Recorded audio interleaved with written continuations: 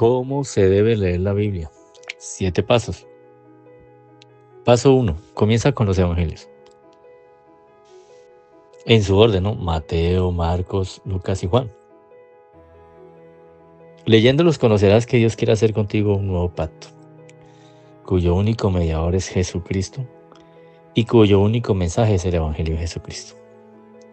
Y los evangelios te presentan a la persona y a la obra de Jesús de Nazaret. Evangelio significa buenas noticias.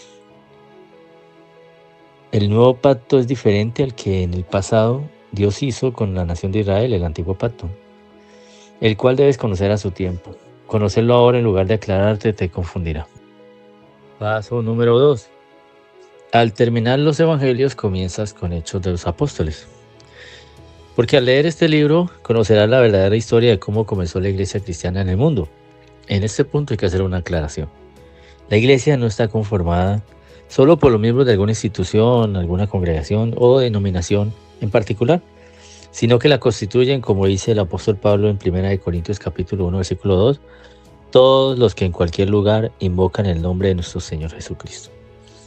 El término iglesia viene del griego eclesia, que a su vez viene de la acción ekletos, que significa escogidos. Y ellos no se escogen a sí mismos, es Dios quien los escoge. Paso número 3. Cuando termines de leer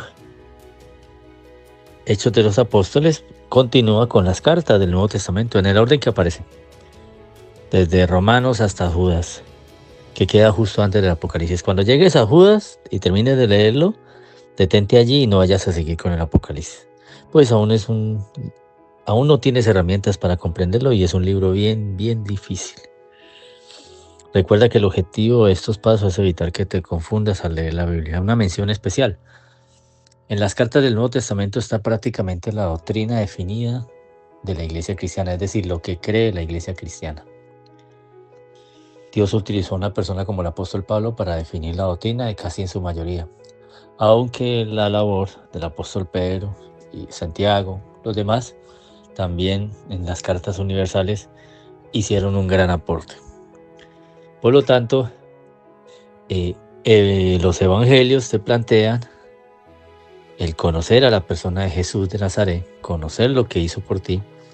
Hechos de los Apóstoles te aporta la parte histórica de cómo se dieron las cosas después de que nuestro Señor partió y la iglesia comenzó con los apóstoles.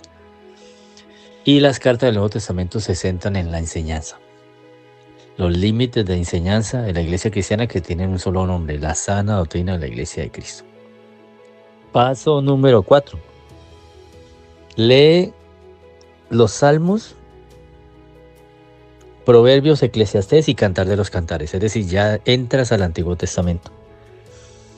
Recuerda que te quedaste en Judas antes de Apocalipsis, entonces ahora vamos a coger de forma selectiva lo que en este momento podemos acercarnos del Antiguo Testamento sin confundirnos.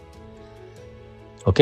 Al leerlos trata de ver cómo Dios se acerca a los hombres de una manera tan personal que nos aconseja como un padre amoroso. Pero ojo, aplica esos consejos que vas a ver en los Salmos, en los Cantares, en Eclesiastés y en los Proverbios. Aplícalos a tu diario vivir, pero no se te olvide tener en cuenta lo que ya has leído del Nuevo Testamento hasta el momento. Y esto es muy importante. Es leer el Antiguo Testamento bajo la óptica del Nuevo Testamento, con los elementos actuales del Nuevo Pacto, mirar en retrospectiva hacia el Antiguo Pacto. ¿Por qué? Porque hay cosas en los Salmos, en los Proverbios, en Eclesiastés, en Cantar de los Cantares que no son para ti. Vamos a dar un ejemplo. Compara el Salmo 137, versículos 9 y 10 del Antiguo Testamento, que dice así: Babilonios, dichosos el que les haga pagar por todo lo que nos han hecho. Dichoso el que agarre a tus pequeños bebés y los estrelle contra las rocas. Y comparémoslo con el Nuevo Testamento, una declaración del Señor Jesús, Mateo capítulo 5, versículos 43 y 44. Ustedes han oído que se dijo: ama a tu prójimo y odia a tu enemigo. Pero yo os digo, habla el Señor Jesús, Amen a sus enemigos. Amen, es una obligación, ¿no? Es una orden. Bendigan a quienes los maldicen. Hagan bien a los que los odian y oren por quienes los ultrajan y los persiguen. O sea que ese anhelo de venganza del Antiguo Testamento de los israelitas, genuino para ellos, porque ha sido un pueblo azotado por todos los imperios y ha vivido bajo la correa del Señor. Entonces, ese anhelo de ver venganza, pues hoy en el Nuevo Testamento no tiene validez, no tiene asidero. Y en ninguna manera Dios le ha mandado a la iglesia a matar a sus pares o a asesinar a que no piense igual, como llegó a ser la tradición con la Inquisición y en el tiempo de la formación de la Iglesia Católica en el siglo IV, donde comenzaron a perseguir ya en el nombre, ya no de los césares, sino con los emperadores convertidos en pontífices romanos, mejor dicho, papas. Comenzaron a perseguir a todo aquel que no se sujetara a la doctrina de la Iglesia Universal en ese momento, católico significa universal. Entonces, en ese orden de ideas, este anhelo en el Antiguo Testamento de una venganza de sus enemigos, hoy hay que cogerlo con pinzas. No aplica necesariamente para la Iglesia de Cristo. Y a la Iglesia de Cristo no se le debe olvidar que el Señor dijo que Él es la venganza. Mía es la venganza, yo pagaré. Porque Él es un juez justo. Y Él conoce realmente si hubo malas intenciones y Él conoce las intenciones del corazón. Así que hay que dejarle a Él todo tipo de venganza. Por tanto, cuando leas estos pasajes de la Escritura del Antiguo Testamento, que es el primer acercamiento en este paso número 4, pues vas a tener en mente todo lo que leíste del Nuevo Testamento y que no se pierda de otro. ¿Ok? El paso número 5. Ahora sí puedes leer en forma el Antiguo Testamento y vamos a comenzar con Génesis. Si ves el orden planteado hasta el momento, a diferencia de muchas personas que comienzan a leer la Biblia de Génesis, donde prácticamente en un par de capítulos, unos cuantos capítulos ya están totalmente desubicados y perdidos, en lugar de eso, comenzando en como lo hicimos, ya debes de tener un panorama claro, algunas herramientas de peso para poder comenzar a entender la historia del pueblo de Israel. Lee de Génesis hasta Job. Este acercamiento en el Antiguo Testamento te va a permitir conocer la historia del pueblo de Israel y el pacto que Dios hizo en su momento con ellos. Mas escúchame, nunca se te olvide tener en mente a Jesús en cada lectura para identificar el tipo de profecía que hay sobre la persona de Cristo o el Mesías de Israel y sobre su obra, es decir, la salvación obtenida en la cruz del Calvario. Y vamos a dar unos ejemplos. Adán es un tipo de Jesús de Nazaret. Según los cita 1 Corintios capítulo 15, versículo 47, cuando dice que Jesús es el postrer Adán. El cordero que Abel ofreció es un tipo de sacrificio de Jesús de Nazaret en boca del profeta Juan el Bautista, el último de los profetas del Antiguo Testamento. Juan 1:29, este es el cordero de Dios que quita el pecado del mundo. El arca de Noé, por ejemplo, es un tipo de la salvación en Cristo Jesús, como dice el apóstol Pedro en su primera carta, capítulo 3, versículo 20 al 21. La Pascua antes de salir de Egipto es un tipo de Jesús, como el apóstol Pablo indicó en 1 Corintios capítulo 5, versículo 7, cuando dijo Cristo nuestra Pascua ya fue sacrificado. Para que los pecados, Él llevó la culpa, para que a nosotros nos pasaran por alto nuestros pecados, que eso es lo que significa la Pascua, pasar por alto. El día de reposo del calendario hebreo, llamado el Shabbat, conocido también como el séptimo día, es un tipo de Jesús y de su obra ya consumada en la cruz del Calvario, ya que Él representa para nosotros el reposo. Recuerde que Él nos dijo, venid a mí todos los que estáis trabajados y cargados y yo os haré descansar. Mateo capítulo 11, versículo 28 al 29, y en Hebreos 4, del 1 al 11 lo puede certificar. Jesús es el reposo del pueblo de Dios hoy. El reposo hoy no es un día, es una persona. En Cristo reposamos de nuestros pecados pasados. Y recuerda, esto es como para salirle al paso a esa pelea legalista de algunos círculos, en especial adventistas y todos aquellos que están apegados a la ley. las versiones réplicas falsas del judío-mesianismo y bueno, tantas que se han inventado hoy, las famosas raíces hebreas, las modernas, en las nuevas, todas esas que quieren hacer que el gentil guarde el día de reposo, según ellos, equiparando el día de reposo del calendario hebreo, el Shabbat, con el séptimo día del calendario gregoriano, conocido como el sábado. Aunque suenen parecido, no son lo mismo. Son dos calendarios muy distintos, son dos formas de contar los días de una forma muy distinta. El calendario gregoriano es un calendario solar de 365 días, 6 horas. Cada 4 años se suma esas 6 horas y da un día más, conocido como el año bisiesto de 366 días, mientras que el calendario hebreo es lunisolar y se mueve de una forma muy distinta, más que todo por fases de la luna y etapas del sol. Ok, y además de eso, el calendario hebreo apenas tiene 360 días, con 12 meses cerrados de 30 días. En un tiempo, comenzando el siglo I, y en el tiempo en que los griegos tenían el control prácticamente del mundo antes de que el Imperio Romano adoptara esta situación, y luego que se dio esa transición de Imperio griego a romano, se permitió por la diáspora de los judíos que un día se equiparara al día de ellos, el día de reposo, y le llamaron a ese día en griego el sabatón. Pero con el transcurso de los siglos, y en razón de que el calendario juliano fue reformado después por el calendario gregoriano, que es mucho más exacto y es el que tenemos presente hoy, prácticamente ya los días no coinciden. Según el mismo Wikipedia, lo puedes confirmar, cada 74 años coincide el comienzo de mes, de algún día donde equiparan que mientras en Israel están en el Shabbat, aquí en el calendario gregoriano del occidente del mundo también. Solo cada 74 años coinciden. Así que esa observancia de la ley del día de reposo, según ellos basándose en el calendario gregoriano, es una observancia falsa. No es el mismo día. Y con todas las situaciones que ha habido en los calendarios, que hasta años hay perdidos, pues conocer el día exacto que corresponde al Shabbat de los hebreos es muy difícil. Entonces, no lo dudes. Cada situación del Antiguo Testamento apuntaba al Señor Jesús. Y hay un argumento que es contradictorio en los que defienden estas posturas de observancia, en especial el día de reposo, para que le salgas al paso y le saques el cuerpo a todo esto de entrada y no caigas en ese juego.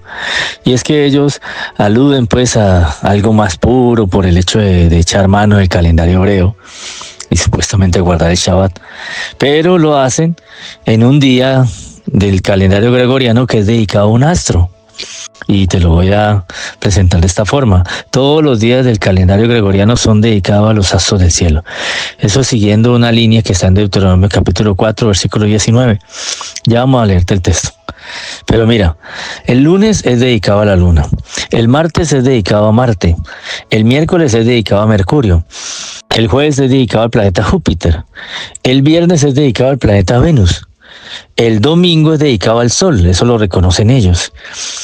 Y pues, prácticamente en inglés se ve bien claro, ¿no? Sunday. Pero igualmente el sábado gregoriano es dedicado a Saturno. Y también se ve muy claro, por ejemplo, en el inglés y en francés. Saturday. Entonces, en ese orden de ideas, y en italiano también se ve muy claro que es dedicado a Saturno. Le llaman Saturnalias. Entonces, en ese orden de ideas, hay que sacarle el cuerpo a esto de entrada, y eso se da cumpliendo muy bien este punto número 5, este paso número 5, que es prácticamente donde se han estancado y donde podríamos decir que tienen su raíz todas las sectas, las falsas doctrinas, las herejías, las blasfemias incluso, y en especial los vientos de doctrina falsos que están soplando muy fuerte, dice, queriendo sacar y hacer que el gentil, vuelvo y repito, observe un día de reposo que le corresponde a Israel.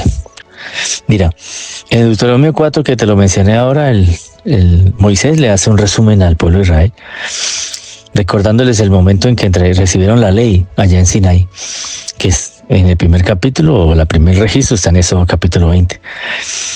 Y en Deuteronomio, capítulo 4, versículo 15, todo el libro pues es prácticamente una segunda entrega de la ley, pero recordando ya con notas y recorderis y consejos y exhortación de Moisés.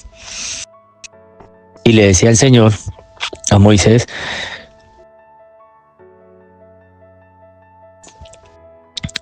guardad pues mucho vuestras almas, pues ninguna figura visteis el día que Jehová habló con vosotros de medio del fuego. Esto era para sacarlos de la idolatría. Pero lo anecdótico es el versículo 19. ¿Ok? Con el ánimo de que ellos no se hagan figura de ningún tipo. No vieron nada el día que se les entregó en el monte Sinaí los mandamientos, las tablas de la ley, y a partir de momento la entrega de las ordenanzas, las sentencias y los mandamientos, completando 613 puntos de esa ley de Moisés, la ley mosaica. Pero el versículo 19 hace una mención y una alusión prácticamente a futuro de los calendarios. Porque si el pueblo no lo hacía, es decir, y se tiraba hacia la idolatría, que fue lo que finalmente hicieron, entonces decía el capítulo 4, versículo 19, no sea Israel que alces tus ojos al cielo y viendo al sol y la luna, las estrellas y todo el ejército del cielo seas impulsado y te inclines a ellos y les sirvas. Porque Jehová tu Dios los ha concedido a todos los pueblos debajo de todos los cielos. Si le haces un seguimiento a ese versículo en las diferentes versiones, se refiere a que de parte del Señor también estaba considerado que los gentiles no iban a tener ningún calendario muy afín con el hebreo. Y ahora que les llegó el Evangelio, tampoco les están diciendo que se vayan a guardar las fiestas judías, las fiestas levíticas y el calendario hebreo, ¿no? Porque el cristianismo salió del judaísmo. Pero el cristianismo y el evangelio no predican judaísmo, predican la salvación que viene de los judíos, pero que inicialmente vino a los suyos, no lo aceptaron Israel, crucificaron al Señor, al Mesías para ellos enviado, y pues a partir de ese momento solo ese puñado de personas que creyeron, el Señor los empoderó, les entregó este mandato para que se fuera hasta los confines de la tierra a alcanzar a todos aquellos por los cuales Él vino a rescatar y a salvar lo que se había perdido. Ok, ahí está, y están considerados los calendarios. Y en ningún momento el Señor ha hablado de que las personas convertidas a Cristo tengan que adoptar costumbres judías. Para nada. No se les vuelve prosélitos del judaísmo. El evangelio no hace prosélitos del judaísmo, hace discípulos de Cristo. Y así por el estilo, muchos de otros ejemplos más apuntan a que todo en el Antiguo Testamento te dirigía hacia Jesús y su sacrificio perfecto. Así que no lo dudes, como termina el texto: la creación, el diluvio, Abraham, los patriarcas, Israel, Moisés, la ley, las promesas, los ritos, los profetas del Antiguo Testamento mayores y menores, los salmos, etc., hacen parte de la forma en que Dios planeó rescatar a la humanidad perdida y caía en pecado. Recuerda, el plan viene del Padre Celestial. Hizo un plan perfecto para rescatar a la humanidad caída en pecado a través de la obra única y perfecta de su Hijo amado en la cruz del Calvario. Él sacrificó a su Hijo, así como un día le pidió a Abraham que le sacrificara a su hijo, pero llegó un momento en que al ver la obediencia de Abraham le dijo: detente. Pues para el Señor Jesús no hubo un detente. El Padre Celestial entregó a su único Hijo. Y esa historia la puedes comenzar a ver clara desde el Nuevo Testamento, pero ya leyendo el Antiguo Testamento a la luz del Nuevo, tú te das cuenta de que todo apuntaba al Señor Jesús. Paso número 6. Cuando termines de leer Job, sigues con los profetas mayores y menores. Mira, haciendo una comparación, paralelo con la Biblia hebrea, prácticamente el acercamiento que hemos tenido es similar. Comenzamos con los libros de sabiduría en el paso número 4, que son Salmos, Cantares, de los Cantares, Eclesiastés y Proverbios. Eso ya llaman en la Biblia hebrea, que tiene también los mismos libros, la misma cantidad de libros que tiene la Biblia protestante, 39 libros. Ellos no tienen deuterocanónicos, esos libros ingresados, añadidos por la tradición, que son libros históricos pero no inspirados, no los ingresan los judíos. Los judíos los tienen como libros aparte, no los incluyen en su Biblia. En este caso, lo que ellos le llaman la Tanaj, que es la unión de la Torá con los profetas, los Neví y con los Ketuvim. Los Ketuvim fue los que vimos en el paso 4, llamado por nosotros los libros de sabiduría. En el paso 5 entramos con todo lo que tiene que ver con Génesis, la ley de Moisés, que está en los 4 libros de Éxodo, Deuteronomio, Números y Levítico, y el resto de la historia de Israel, hasta que llegaste a Job. Cuando llegas a Job, vamos al paso número 6, que es el que está a continuación. En este paso número 6, tú te encuentras que hay unos libros que le llaman los profetas. En la Biblia protestante le llamamos profetas mayores y menores, mientras que en ellos, la Biblia hebrea le llaman los profetas, sencillamente un solo libro. Nosotros lo distinguimos por la extensión de los libros. Los profetas mayores son en su orden Isaías, Jeremías, Ezequiel y Daniel. Esos 4 libros para nosotros son los profetas mayores, pero por lo que la extensión de los libros, pero el resto de los profetas le llaman los profetas menores, que son Oseas, Joel, Amós, Abdías, Jonás, Miqueas, Nahum, Habacuc, Sofonías, Ageo, Zacarías y Malaquías. Y cuando tú leas estos libros de los profetas, por favor haz lo siguiente: capta en cada lectura cómo fue que Dios llegó a tomar la decisión de romper el antiguo pacto con Israel y las determinaciones que tomó respecto a extender su pacto a toda la humanidad. Ahí está la clave de ese paso número 6. Dios rompió el pacto con Israel. Dios hizo un nuevo pacto, donde ahora, a través de la simiente de Abraham, que es el Señor Jesucristo, a través del Hijo de David, que es el Señor Jesucristo, a través del Hijo del Hombre profetizado en Daniel, capítulo 7, que es el Señor Jesucristo, el Padre Celestial estableció en la sangre y el cuerpo del Cordero de Dios que Él puso, un Cordero Santo, a extender un pacto que en su momento Israel había despreciado totalmente. Y extendió este pacto ahora ya no en los límites de Israel, sino al mundo entero para todo aquel que cree. Y eso es lo que anuncia el Evangelio. Entonces, en los profetas de la antigüedad se pudieron ver esos cambios, y lo dice el apóstol Pedro en su primera carta, donde habló acerca de esos profetas que indagaron diligentemente acerca de qué tiempo y qué persona indicaba el Espíritu de Cristo que estaba en ellos acerca de las cosas que ellos escribían, y se les mostró que no era para ellos, sino que para nosotros administraban las cosas que les fueron entregadas por el Espíritu Santo. O sea, en otras palabras, desde el Antiguo Testamento se comenzó a administrar esta situación del Antiguo Testamento, de la salvación por gracia, no por obras de la ley. Eso está en primera carta de Pedro, capítulo 1, versículo 12. Lo leo. A estos, los profetas de la antigüedad, se les reveló que no para sí mismos, sino para nosotros administraban las cosas que ahora os han anunciadas por los que os han predicado el Evangelio por el Espíritu Santo, enviado del cielo, cosas en las cuales anhelan mirar los ángeles. Y si lees el versículo 10 y 11, esta gente diligentemente indagó a qué se referían todas estas profecías que ellos mismos a través de sus bocas estaban anunciando. Y lo que estaban haciendo era anunciando la venida del justo, que en su momento apareció y cumplió todas las profecías del Antiguo Testamento, todo lo que estaba escrito de él, como lo dice en Lucas capítulo 24, cuando le abre el entendimiento a los apóstoles y les dice que era necesario que se cumplieran en él todo lo que estaba escrito en la ley de Moisés, en los salmos y en los profetas, porque todo lo que se había dicho de él tiene cumplimiento. Aquí te lo voy a citar, Lucas capítulo 24, versículo 44-45. Que lo estoy buscando, aquí te lo tengo. Dice así: y les dijo estas palabras: estas son las palabras que os hablé estando aún con vosotros, que era necesario que se cumpliese todo lo que está escrito de mí en la ley de Moisés, en los profetas y en los salmos. Y les abrió el entendimiento para que comprendiesen las escrituras. Y eso es lo que estamos tratando de hacer con estos pasos, que lo hagas ordenadamente para que el Espíritu Santo de Dios pueda abrirte el entendimiento y comprender las escrituras. Paso número 7. Ahora sí puedes abordar la lectura del Apocalipsis, del apóstol Juan. Revelación de Jesucristo, ¿no? Que se le dio al apóstol Juan.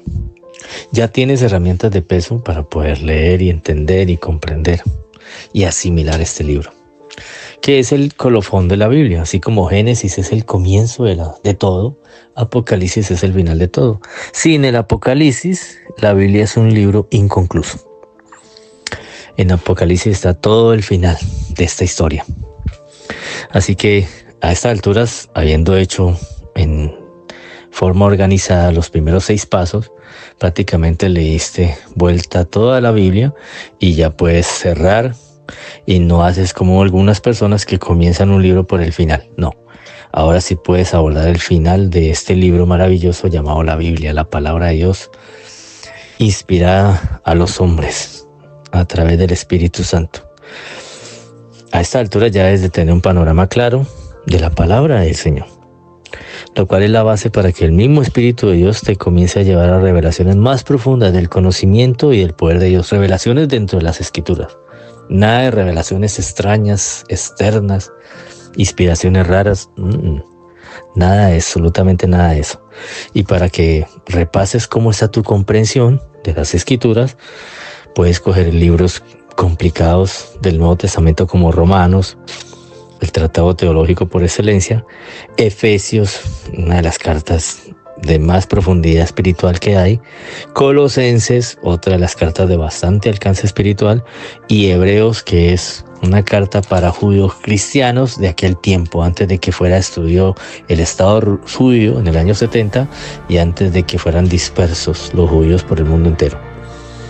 Hebreos, Romanos, Efesios y Colosenses, puedes repasarlos para ver cómo está tu comprensión general de las Escrituras, inspiradas por Dios, que tienen un solo nombre, la Biblia. ¿Ok? Recuerda que toda lectura se debe hacer en orden. Es decir, si comenzaste en un capítulo, terminaste en el capítulo 3, por ejemplo, capítulo 1 al capítulo 3, la siguiente lectura sería el capítulo 4 al capítulo 7 y así por el estilo. No haga las cosas en desorden. Y una nota aclaratoria al final. Los anteriores pasos, 7 pasos para leer la Biblia, no lo tomes como un modelo, sí, camisa de fuerza, ni una estrategia, ni un esquema, ni nada por el estilo. Es una secuencia lógica. De la forma normal, como una persona sencilla, sin preparación de ningún tipo, puede abordar el estudio de la Escritura de una forma seria y ordenada. Dios es un Dios de orden. Y recuerda que el Espíritu Santo se puede mover como Él quiera. En la revelación de la palabra, mucho más todavía. Esta aclaración se hace, recuerda que el autor de las Escrituras es el Espíritu Santo de Dios. El dueño de la palabra es Dios, y la palabra se hizo hombre, el verbo se hizo hombre, es Cristo encarnado. Esta aclaración la hacemos porque la predicación de la iglesia se ha convertido en un recetario. 10 pasos para el éxito, los 4 principios de la prosperidad, etc. Todo se ha mecanizado como si la iglesia estuviera conformada por objetos y como si los resultados fueran los mismos para todos y todas, cosa que es un error y que puede conducir a una seguidilla de errores, de lo cual vemos hoy unas graves consecuencias y un diagnóstico muy, muy serio. ¿Cuál es? Grandes congregaciones y poca estatura espiritual. Bendito sea el Señor. Que el Espíritu Santo de Dios te lleve a la verdad, que es Jesús, para la gloria de Dios Padre. Te habló tu amigo y hermano Carlos Hernán Sarmiento desde Cali, Colombia, para el mundo entero.